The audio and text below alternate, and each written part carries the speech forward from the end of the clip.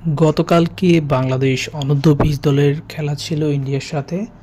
Sub অনূর্ধ্ব-20 2026 মালদ্বীপসের এটার group পর্বের শেষ ম্যাচ ছিল বাংলাদেশের।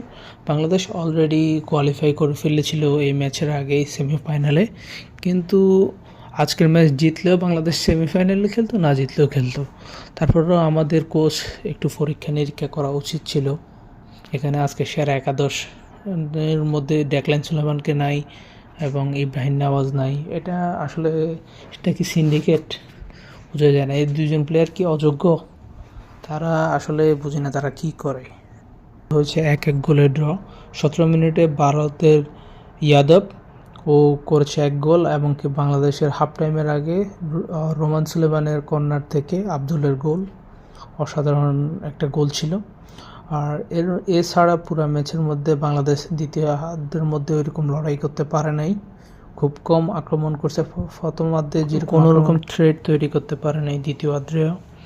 তারপরও বেঞ্চে বসে থাকা 2 প্লেয়ার ডেকলান সুলেমান এবং ইব্রাহিম নওয়াজকে মাঠে নামায়নি কোচ। এটা সিন্ডিকেটের অংশ আমার মনে হচ্ছে, যেটা কারণ বাংলাদেশে ভালো প্লেয়ারদের কদর নাই। তারা 2 জন বেঞ্চে বসেছিল। আর কেন বারবার প্রবাসী প্লেয়ার যারা আসে তাদের সাথে এরকম হয়, এটা জবাব চাই বাংলাদেশ ফুটবল ফেডারেশন।